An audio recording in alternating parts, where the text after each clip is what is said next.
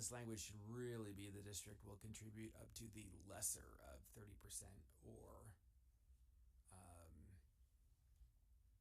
3.15 and the lesser of 20% or $5 million. I think that's how you just kind of articulated that. Is that right? So because it doesn't say lesser in here. it doesn't say lesser. It's up to the it's 30% is the district will contribute 30%, which is So the district can pick between those two? so that's why the language is specific on the not the percentage but on the amount, depending on the fundraising potential. So what was discussed in the budget committee meeting, John, and I missed obviously all the first part, but if we say we're putting in 5, it doesn't really incentivize our partners to raise more than 10.5 because they still do their job and they're more on the hook for more of that resource. So it was trying to find that sweet spot of if we raise 10.5, we're not going to put in 5. We're going to put in the 30%. And as it got to the larger number, if we find out that we can raise 18 and that becomes pretty apparent, then it's kind of advantageous for us to nudge us up to that next mark to get more of what we want, still controlling the cost at a factor that we're comfortable with.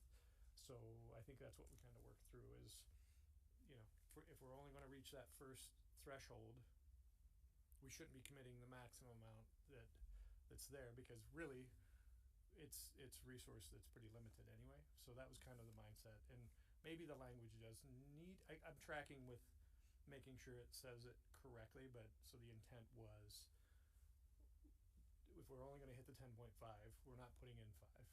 That's really to get us up to the highest level possible with still a full cap of 5 was how the conversation happened during the budget committee meeting.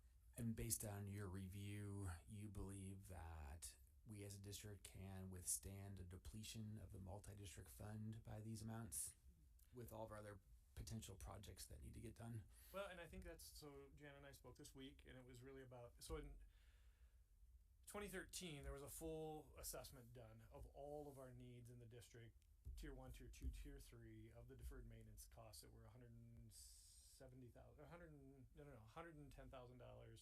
And then since then, a lot of that's been taken care of. We got us down to this $70 million. So what we've spoken about is just the need for us to put together this deferred maintenance situation that Daylis is part of, so that we're not into this again. And I think last meeting we talked a little bit about the fact that we've usually carried an average in the multi-district between $1 and $2 million.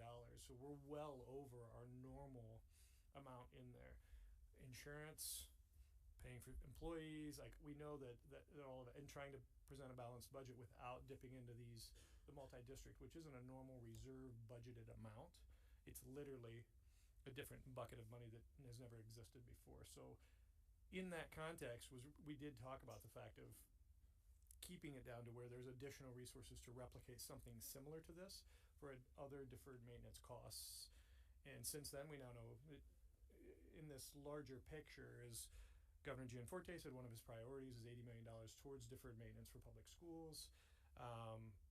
We have to talk about a bond again. It was just what would that schedule look like? And I think getting to the point, and Scott Ryder has done a lot of work on this so far, of Daylis isn't a standalone piece. We're testing a new way of fundraising for that. We need to limit the amount that we're able to put in, and that's what the request was by Bannock.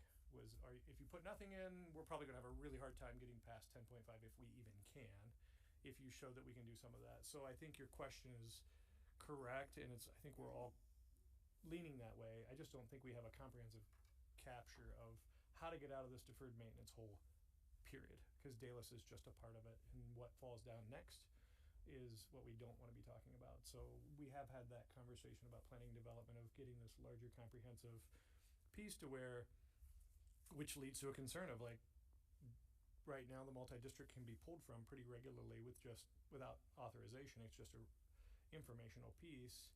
So if we don't identify this as part of the whole picture, sure, 5 might really put a hurting on us at some point.